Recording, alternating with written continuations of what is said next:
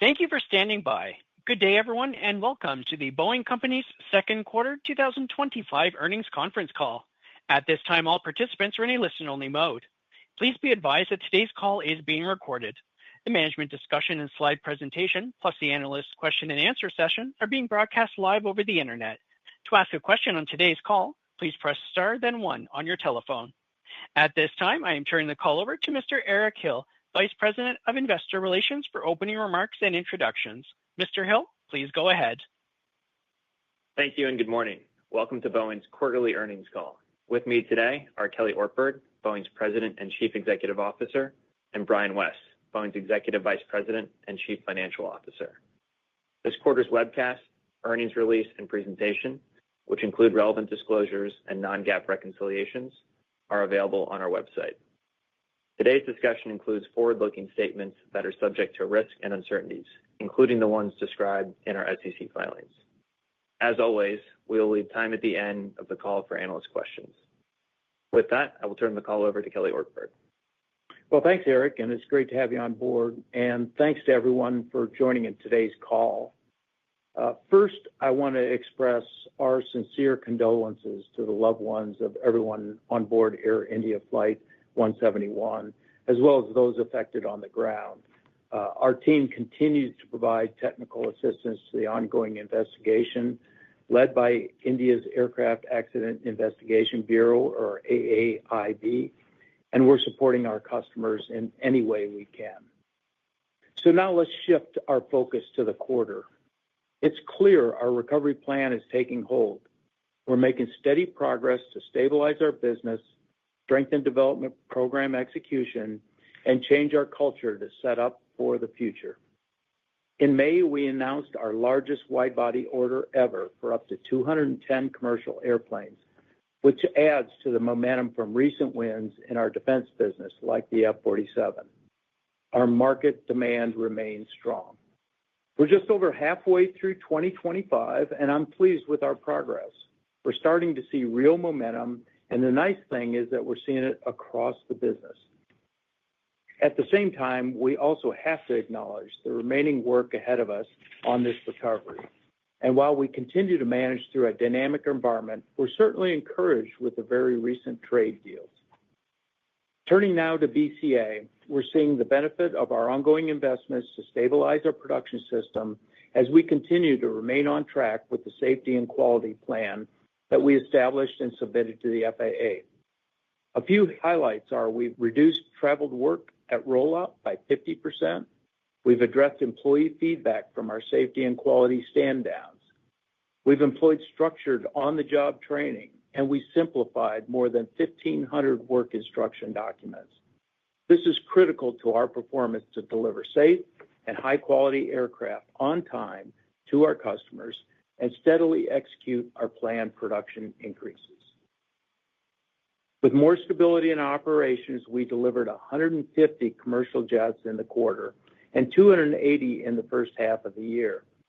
That makes it the most deliveries in the second quarter and first 6 months of a year since 2018. More importantly, almost every customer I talk to has said they're seeing higher quality airplane deliveries. On 737, you'll recall our plan was to methodically ramp up to 38 per month, stabilize at that rate, and then request an approval from the FAA for the next rate increase to 42 aircraft a month. In the quarter, we achieved a rate of 38 airplanes per month, and we're now focused on demonstrating stability at that rate. We'll continue to use key performance indicators that have been agreed to with the FAA to measure the health of the production system. Those KPIs continue to steadily progress in line with our expectations we set at the beginning of the year. We expect to be in a position to request approval from the FAA in the coming months to increase to 42 aircraft per month. On 787, we successfully completed a capstone review in the quarter, and the program is now at production rate of 7 airplanes per month. Like our team in Renton, our team in Charleston is now focused on stabilizing at the new production rate and using KPIs that we're tracking, and they still look good. They're all green. We'll continue to track those over the near term before preparing for the next rate increase. Turning now to our commercial development programs, we continue to progress with our 777X flight test program and remain focused on the work ahead to get the airplane certified and delivered to our customers. With our full test fleet activated, including 4 dedicated airplanes, the program has completed more than 1,400 flights and 4,000 flight hours. Flight testing continues with no new technical issues to report. So good progress so far, but we still have a lot of work to do. Production of the first 777X-8 freighter is underway, with the first hole drilled in the wing spar this month, and work on major assemblies at Boeing and key suppliers is in progress. On 737-7 and -10, we continue to mature the technical solutions for engine anti-ice and the certification path for these 737 MAX family derivatives. Work on the solution is taking longer than expected, and we now are expecting certification in 2026. As we previously said, we don't expect a material impact to our production plans, and we're prepared to build other 737 models for our customers. Switching now to Boeing Defense and Space, as you know, we recently named Steve Parker as our permanent defense business CEO. Steve's a terrific leader and has guided the team in our recovery, helping to stabilize our defense business, improve our customer relationships, while developing his people with a focus on building a strong culture. And I look forward to his continued leadership in this turnaround. We had another good quarter on our fixed price development programs and held our EACs for the second consecutive quarter. Our renewed efforts around baseline and risk management of these programs are producing early results. Again, like in commercial, we have a lot of work to get these programs through the development phase, but I do like the direction we're headed. On MQ-25, the team began ground testing and successfully worked through the production move to our new facility, bringing the program closer to first flight for the U.S. Navy. On T-7, we finalized the MOA with the U.S. Air Force to build 4 production representative aircraft, and now have completed 5 milestones associated with the original agreement. As we've said, active management is a win-win for both us and our customers, and show us how this approach works to de-risk some of our development programs while delivering capability to our customer. On KC-46, we delivered 5 tanker aircraft in the quarter. Recent global events remind us this platform continues to deliver unparalleled capability, versatility, and operational flexibility for the warfighter, no matter where we are. As the customer gains confidence in our stability and operations, the U.S. Air Force recently shared its sole source approach for the next batch of KC-46 tankers beyond the current program of record. Turning now to our space portfolio, we recently captured an important win with the U.S. Space Force, awarding Boeing a $2.8 billion contract for the development and production of 2 satellites to deliver resilient space-based nuclear command and control and communications for the United States. This contract is consistent with our strategy to ensure we enter into the appropriate contract type for the appropriate type of work. Furthermore, this award is a testament to our role as a leader in national security space, and we stand ready to support future programs like the Golden Dome.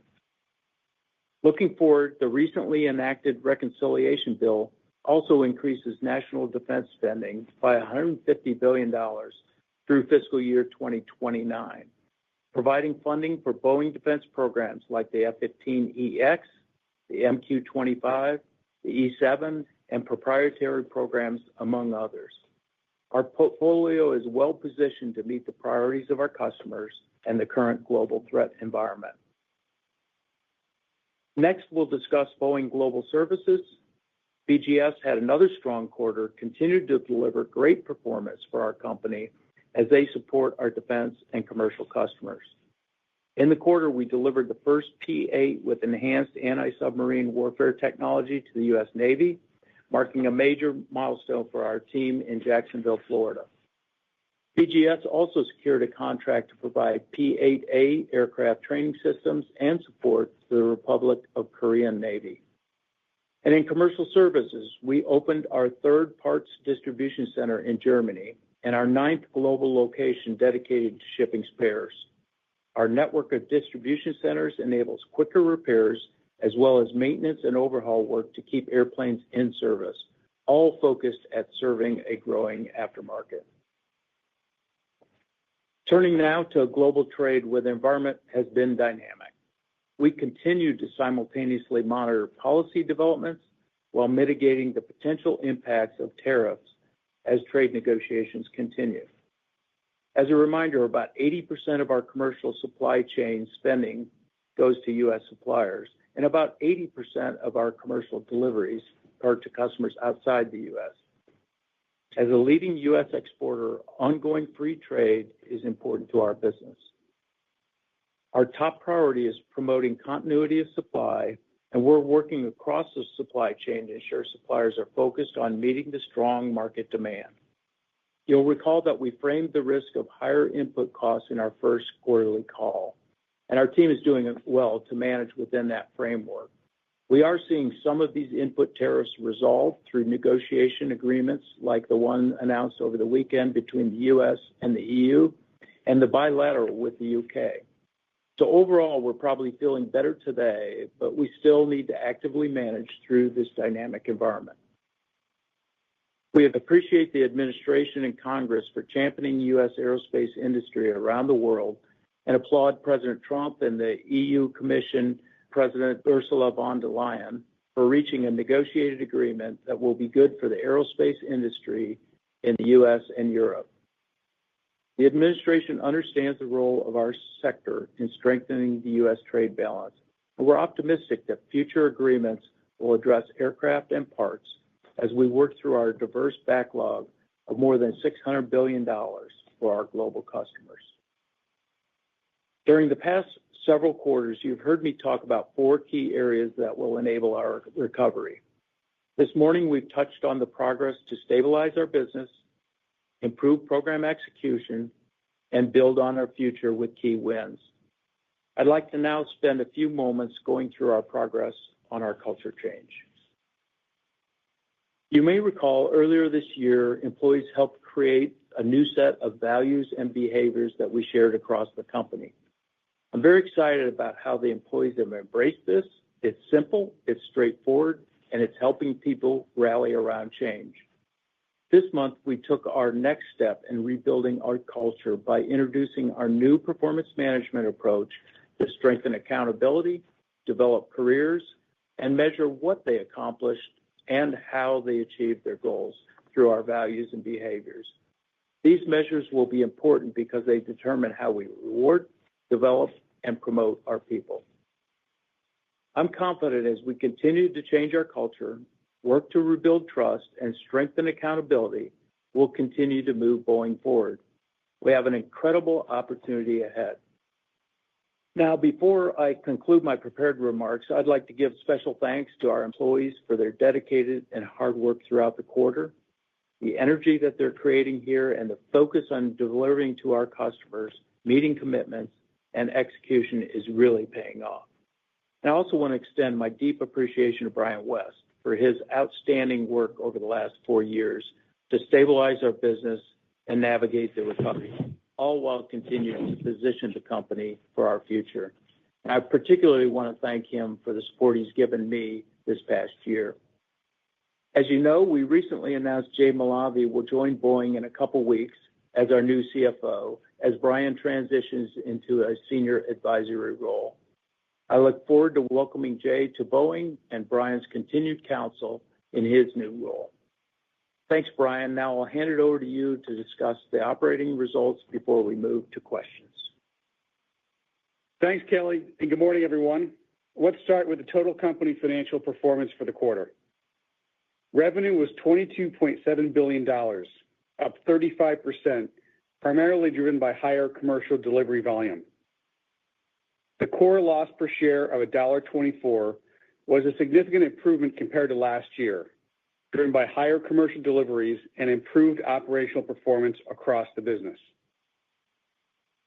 Free cash flow was a usage of $200 million in the quarter, reflecting higher commercial deliveries and working capital that improved compared to both the prior year and the prior quarter. Our free cash flow was better than expectations shared in April, driven by higher commercial delivery volume and better wide-body mix, as well as favorable timing of CapEx. Turning to the next page, I'll cover BCA. BCA delivered 150 airplanes in the quarter. Revenue was $10.9 billion, and operating margin was minus 5.1%. BCA booked 455 net orders in the quarter, including 120 787 and 30 777-9 airplanes for Qatar Airways and 32 787-10 airplanes for British Airways. Backlog in the quarter ended at $522 billion, which was up more than $60 billion sequentially.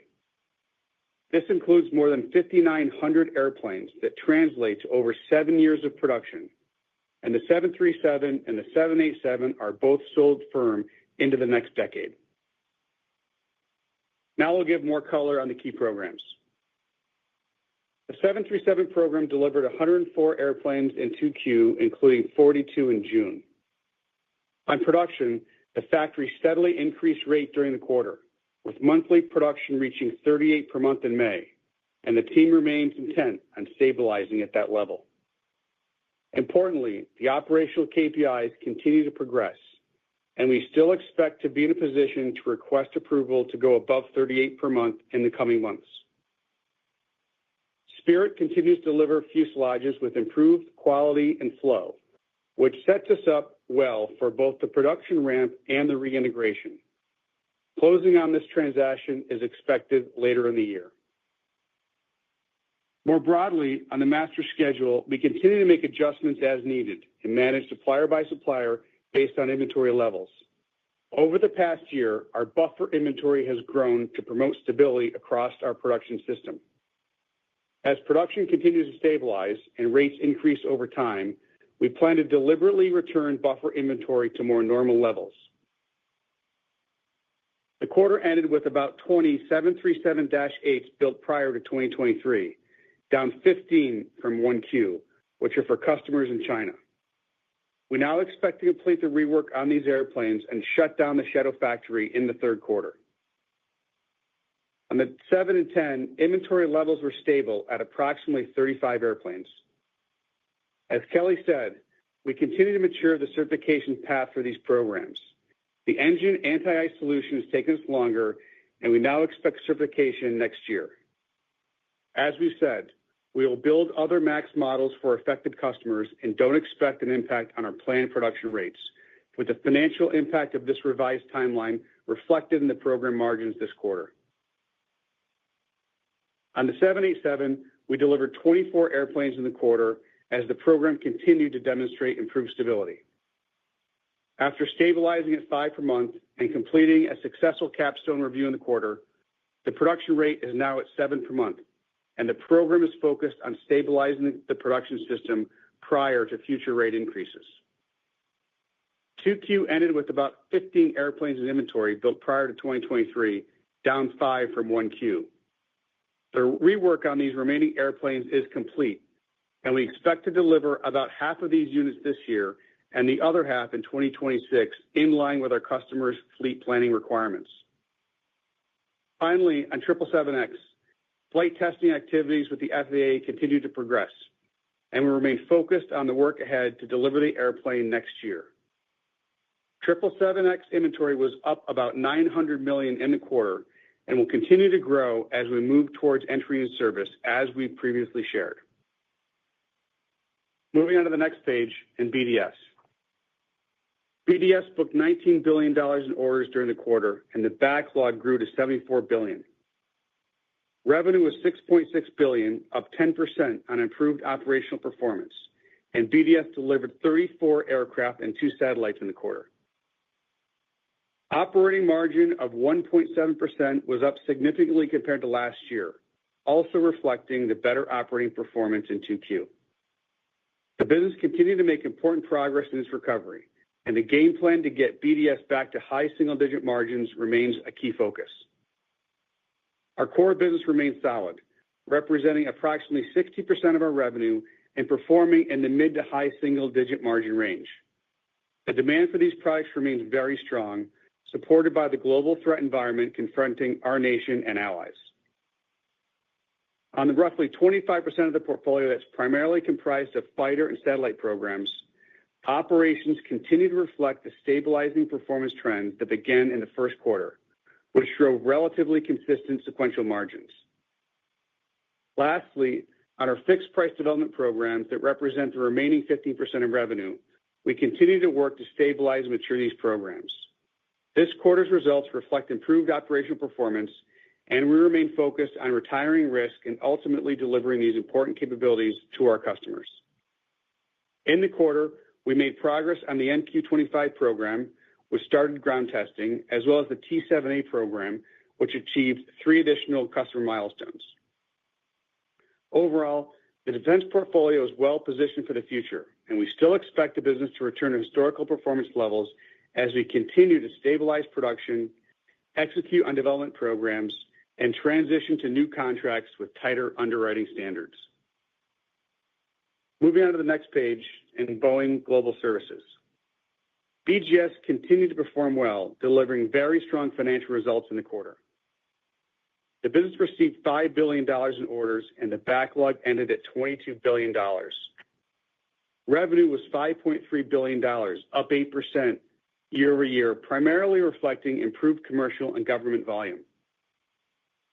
Operating margin was 19.9% in the quarter, up 210 basis points compared to last year on favorable performance and mix, including a one-time gain. Both our commercial and government businesses again delivered double-digit margins. In the quarter, BGS completed the sale of its maintenance, repair, and overhaul facility at Gatwick Airport and secured a contract to provide P-88 aircraft training systems support to the Republic of Korea Navy. BGS remains a terrific long-term franchise that is focused on profitable, long-term, efficient offerings, and the team continues to execute very well. Turning to the page, I'll cover cash and debt. Cash and marketable securities ended at $23 billion, primarily reflecting the debt repayment and free cash flow usage in the quarter. Debt balance ended at $53.3 billion, down $300 million in the quarter on the paydown of maturing debt, with $300 million of maturities left in the year. The company maintains access to $10 billion of revolving credit facilities, all of which remain undrawn. We remain committed to managing the balance sheet in a prudent manner with 2 main objectives. First, continue to prioritize the investment-grade rating, and second, allow the factory and supply chain to stabilize. Let me provide some additional context on the macro backdrop before getting into the free cash flow outlook. We continue to closely monitor ongoing policy developments and work to promote our industry's importance to the long-term economic and trade objectives of the administration. And we were encouraged by certain bilateral trade deals that were announced in the quarter, including the recent agreement with the EU. Given our position as a top U.S. exporter, free trade policy across commercial aerospace continues to be very important to us. On the input cost side, we continue to work closely with our suppliers to promote continuity of supply and pursue options to mitigate tariff cost pressures. And as we said, any financial impact is not significant. Regarding free cash flow, we expect third quarter free cash flow to be more or less in line with the second quarter usage before any impact from a potential one-time DOJ payment. That sets us up for positive free cash flow in the fourth quarter, so long as the global trade environment continues to remain favorable for the industry and our commercial delivery forecast remains intact. Broadly, the markets we serve continue to be significant, and our backlog demonstrates the strength of our product portfolio. Long-term, these fundamentals underpin our confidence in managing the business with a long-term view built on safety, quality, and delivering for our customers. With that, let's open up for questions. We will now begin the question and answer session. In the interest of time and to allow for broader participation, we ask that you limit yourself to one single part question. Our first question comes from the line of Miles Walton from Wolfe Research. Your line is open. Thanks. Good morning. Brian, thanks for all the help over the last 4 years. You've always been straightforward in assessing these ups and downs. It's good to see we're on the upside. And on that point, can you lay out for us the $2 billion better performance here on free cash flow in the second quarter? How much of that should we translate to the prior $4 to $5 billion target? Are we comfortable, say, around $3 billion or so? And then what might be upside risks for the year? Well, thank you, Miles. That number you threw out there in terms of $3 billion, that's probably a pretty good assumption. And let me just walk you through some of the pieces. The first half free cash flow usage of $2.5 billion exceeded our expectations. And the second quarter use of $200 million was quite a bit better. And it's primarily driven by better BCA delivery performance, as well as some timing items. And let me highlight one important one on the 777 program. Usually, we see 6 to 7 777 deliveries in a given quarter. We had 13 in the second quarter, which drove an incremental $700 million of positive free cash flow. Now, as we think about the third quarter, before we adjust for a potential one-time item, free cash flow, as I mentioned, is going to look a little bit more like the 2Q usage, more or less. And here are the things that are driving it. The benefit of lower interest payments will be offset by this 777 2Q reversal that I just outlined.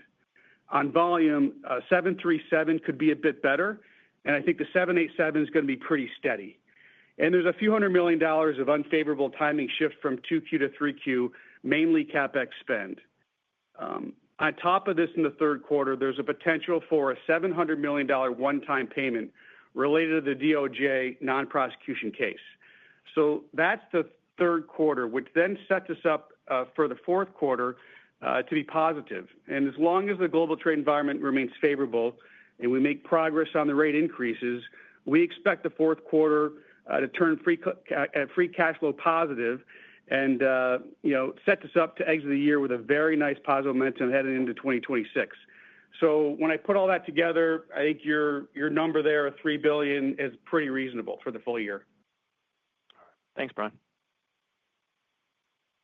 Your next question comes from the line of Sheila Kahyaoglu from Jefferies. Your line is open. Good morning, Kelly, Brian, and Brian, congratulations on ending on a high note, and thank you. Kelly, maybe one for you on tariffs. We've seen a number of trade agreements announced since April with lower tariffs, with the tariff agreements benefiting Boeing orders potentially year to date. How do you think about the 0 for 0 with the EU? How do you think of the order momentum builds from here? And given the 7-year backlog, how does that factor into pricing and deal negotiations and any potential impact on supply chain?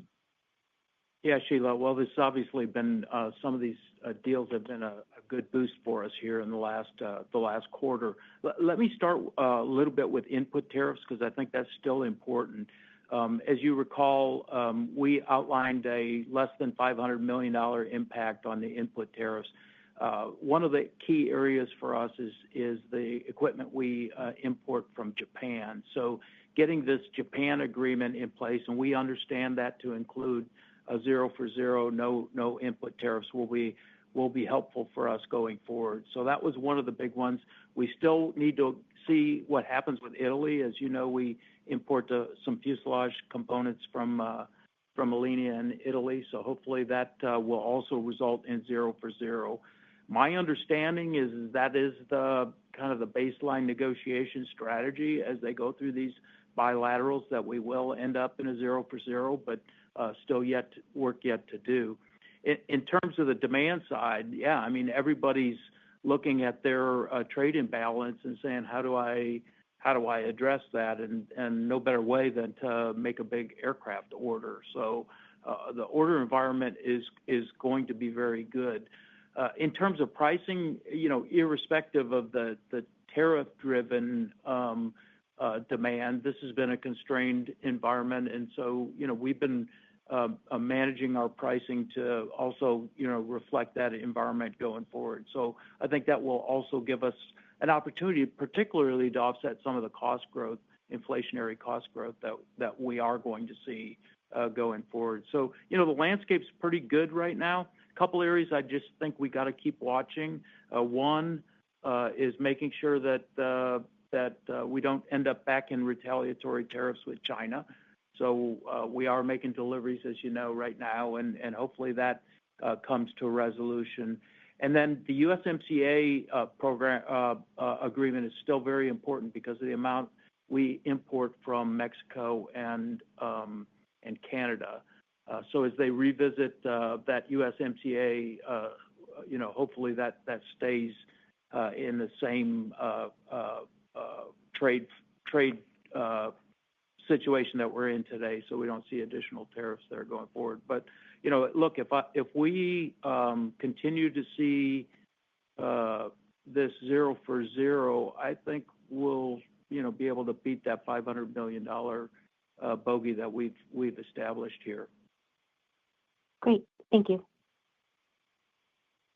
Your next question comes from the line of Peter Arment from Baird. Your line is open. Yeah, thanks. Good morning, Kelly and Brian, and thanks again, Brian, for all your support over the last 4 years. Really appreciate it. Hey, Kelly, maybe we could talk a little bit about maybe the longer-term framework, how you're thinking on rates when you think about the progress you're seeing on the 737 MAX and the 787, and I guess specifically on the 787, it seems like the demand continues to be really strong with obviously the orders that you're seeing, and there's a wide body replacement cycle. It seems to be heating up. How are you thinking about where the long-term rates could go there? Thanks. Well, first of all, Peter, one step at a time. We just moved from 5 to 7 a month very successfully, and as I said in the prepared remarks, our KPIs are green after we've done that rate increase. So we'll stabilize at that rate, and then we'll consider moving to the next rate. We have a series of rate increases in our plan, and as you know, we're investing in expansion in Charleston as well so that we can continue to grow beyond the current capacity of our facilities there. So the market demand is strong for 787, and increasing rates is part of our plan to address that market. On the MAX, we're at the 38 a month rate, and like we said, we're stabilizing right now. I expect to be going to the FAA soon to start the negotiation or discussions on the rate increases. We do still have one KPI that is below threshold that we're still working. Not surprising. We know it's the amount of rework hours we have on the airplane, so we're working that down. And once we get that KPI where we need it, then we'll be having those discussions with the FAA. We've said rate increases beyond that will go in increments of 5, no earlier than 6 months. And that doesn't mean it's on 6 months. It's no earlier than 6 months. We'll continue to do what we're doing right now is as we go to the new rate, ensure we're stable and can prove that the production system has the right metrics before we go request an increase in rate. And if they aren't, then we'll stay at that rate until we get the stability to where we want it. But we've kind of said no earlier than 6 month increments, and they'll be in 5 per month steps. Appreciate the call. Thanks, Kelly. Mm-hmm. Your next question comes from a line of David Strauss from Barclays. Your line is open. Thanks. Good morning, Brian. Thanks for the help and best of luck. Following up there, wanted to ask about MAX delivery guidance for this year and 787 as well. I think previously, Brian, you talked about 400 deliveries. It looks like you're on the MAX. Looks like you're tracking ahead of that, maybe in the 425 plus range. And is 787 still looking around 80? And then if you could just also, Brian, quickly touch on the movement in inventory in the quarter, given that you absorbed a pretty big hit on the 777X, but the inventory balance came down. Thanks. Yeah, on the inventory one, yeah, we did have an up as expected on the 777X, but we also liquidated a lot of wide bodies, as I mentioned. So all that kind of was in the right net trajectory for inventory. And that 777X, we still expect that as we move towards EIS, that is going to go up as we expected. So don't get too concerned about that movement as we move into the back half of the year. In terms of deliveries, so on 787, we've delivered 37 airplanes in the first half, and we're focused on stabilizing at 7 per month. And we had always thought the range was 70 to 80 for the year. So we're at the high end of that range. And on the 737, as you mentioned, we circled around 400. We've delivered 209 airplanes in the first half, including 37 out of inventory. And as we continue to have good performance, we're poised to do a little better than the 400 for the full year, as you mentioned. So we feel like we're in pretty good shape heading into the second half. Thank you. Your next question comes from the line of Ron Epstein from Bank of America. Your line is open. Yeah, hey, good morning, guys. So maybe, Kelly, if you could dig down a little bit more on the engine anti-icing issue with the Dash 7 and Dash 10. What's going on there? Yeah, you mentioned in some your remarks and on CNBC before that it's taking longer. What about it is taking longer, and how should we think about that? Yeah, so we've got several different design paths that we've been going down for solutions on to correct the problem. The latest delay is driven by we just haven't closed the design. We went through some testing, and this is a very delicate area that we're dealing with around the inlet of the engines, and can't cause any perturbation to the airflow into the engines. And we found some issues with the design implementation we had, so we're going to have to back up and make some additional design changes to get through that de-icing requirement. So it's basically the engineering designs have not yielded in the time frame that we were anticipating, and so we still have work to do. Got it. Thank you. Your next question comes from a line of Doug Harned from Bernstein. Your line is open. Good morning. Thank you. And Brian, thank you for all the help over the years, and good luck. On the rate increases that you were talking about before, you've had this goal in the future rate increases to 47 to 52 on the max of 6-month intervals, and I appreciate that. You'll see how that goes and make a call if it needs to be longer. But that seems like a very ambitious target, given Boeing hasn't really done that in the past. It's been more 9 to 12-month type intervals. What has given you the confidence that you can move to those levels potentially? And where do you see the biggest bottlenecks in getting there? And I'd say including the supply chain. And I'll just throw in, how are you thinking of using the fourth line in Everett in conjunction with this? Yeah, so let me start with the fourth line in Everett. So predominantly that will be focused at the Dash 10 variant.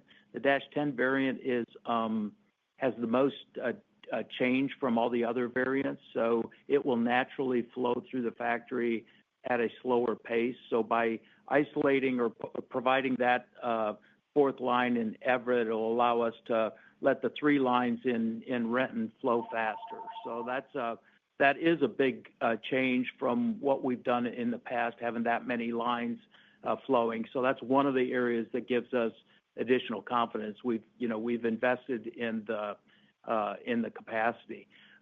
Another thing from a supply chain, remember, we've got, as Brian outlined, we've got a tremendous amount of inventory in place. So I think in the near term, as we ramp the MAX up, supply chain is not going to be a challenge for us because of the inventory levels. As we get to those higher rates that you talk about, yes, we'll be getting more to a balanced inventory level, and ensuring that the supply chain can achieve those rates is work yet for us to do with the supply chain. Now, keep in mind, we generally have them at a higher rate than we are at. And so we'll be able to see where those supply chain constraints are in advance. And, we go work them and beat them down. This is one of these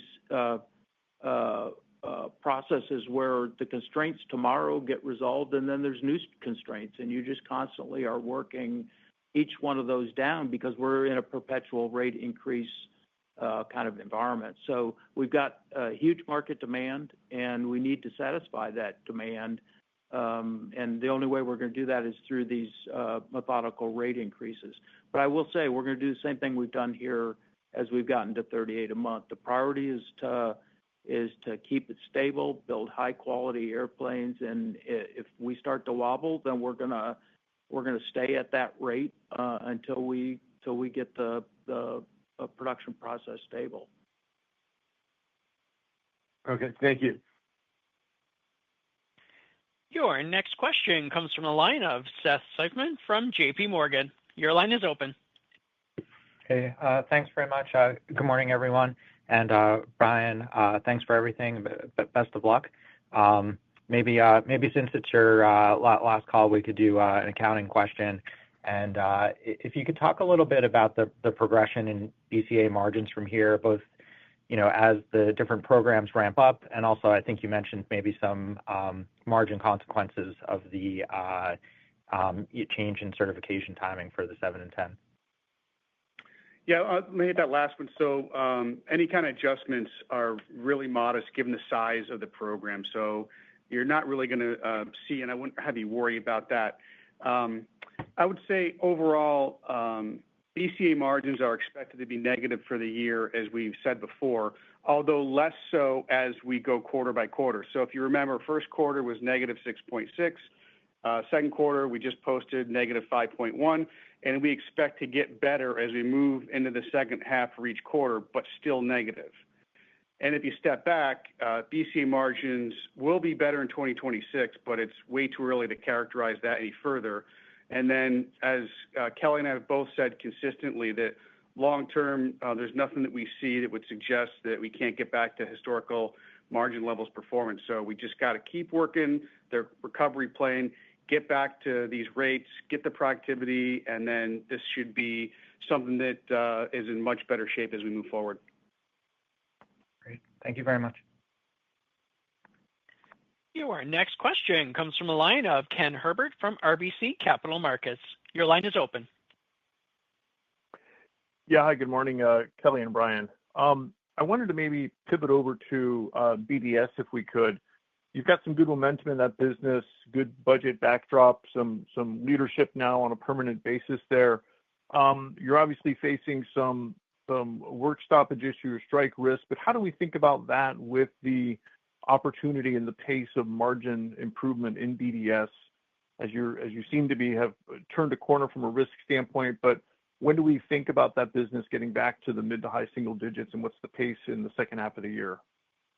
Yeah, let me address the strike question first. So, just to put in context, it's about 3,200 employees. They build the fighters, mechanics. They build the fighters and our munitions business in St. Louis and St. Charles. So, the order of magnitude of this is much, much less than what we saw last fall.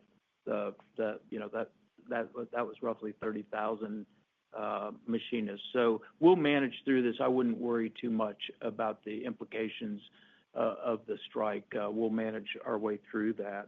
Look, we've said that, and Brian said it in his prepared remarks, we want to get our BDS business back to high single-digit margin. See, nothing that's going to keep us from doing that. Couple points is as we're entering into these new contracts, we're following our process to make sure that we only enter into the appropriate contracting type. So these recent big wins we have, the development parts of those programs have all been cost plus. So we're not making the errors of the past in signing up for fixed price development, high risk programs. So we do have this pig in the python that we've just got to push through relative to these big development programs. But Parker's doing a great job in working with his customers to de-risk those programs and help us get those through the development phase. So we're just going to have to keep doing that. This active management that we've started with the T7 is a great example of how we can go change the outcome of this that's beneficial to both us and the customer. And, we're playing that playbook in other areas as well. Great. Thank you. Your next question comes from the line of Noah Poponak from Goldman Sachs. Your line is open. Hey, good morning, everyone. And let me add my thanks, Brian, for the work with us over the recent years. Thank you. Clarification on the free cash discussion for this year. If 3Q looks like 2Q, and then I put the $700 million on top of that, 4Q would have to be kind of barely positive to be -3 for the year. And given the historical seasonality there, I'd think that would maybe be a little better if I'm missing something there. And then beyond 25, the consensus is around the $10 billion framework you used to have in 2027 and 2028. And I just wanted to ask, without putting a year on it, is with the demand you have and the profitability and working capital picture you see, is the 10 still the right framework and it's just a matter of time? Or is that kind of number very far in the future?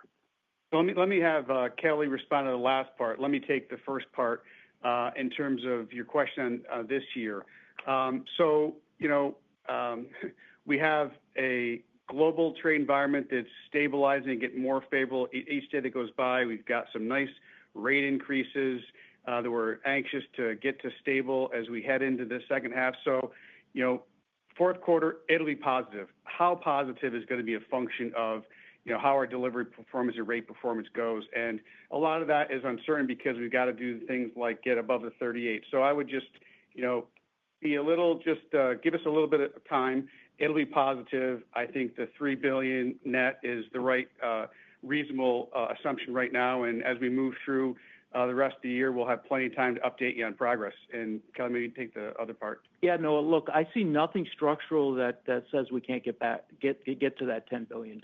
So I think you framed it perfectly. It's not if, but when. And I'm not ready yet to say when. We got a lot of work to do here as we've talked through all the production rates and see how we're doing in these rate increases. How long does it take us between rate increases? How's the supply chain doing? But I think that's certainly a target out there that still looks reasonable to me. I don't see anything that knocks us off that.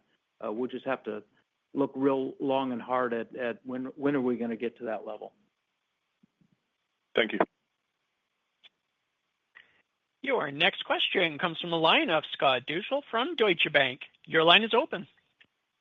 Hey, good morning, Kelly. It seems that Airbus will be making some architecture decisions on its next generation single aisle within the next few years. I think potentially selecting the engine architecture by around 2027. So in that context, do you have a sense for when BCA will need to begin making these types of design decisions in order to have a competitive entry into service date for its own next generation single aisle? Yeah, we're working through that. I'm not in a position where I want to announce any decision dates at this particular time. I've said this in the past. We've got three work streams here that we've got to mature. One is the readiness of the market for the new airplane, and that needs more work. I don't think the market is ready yet for a new airplane. When are we ready? And this whole discussion around turning the company around and generating cash flow is really important to when we're ready to launch it, as well as when is the technology ready. And engine technology is a part of it, but it's beyond just engine technology. So we're maturing all of those, and we'll do that when those three work streams all kind of converge. That's not today and probably not tomorrow. Hey, Rob, we have time for one more question. Certainly. Your final question comes from the line of Kristine Liwag from Morgan Stanley. Your line is open. Great. Thanks, everyone. Brian, echoing everyone's thanks. Thank you for all your help. Kelly, congrats on your first full year at Boeing. It's great to see stability in aircraft production. I guess looking back, what surprised you most in your year one at Boeing, and where do your priorities lie for 2026?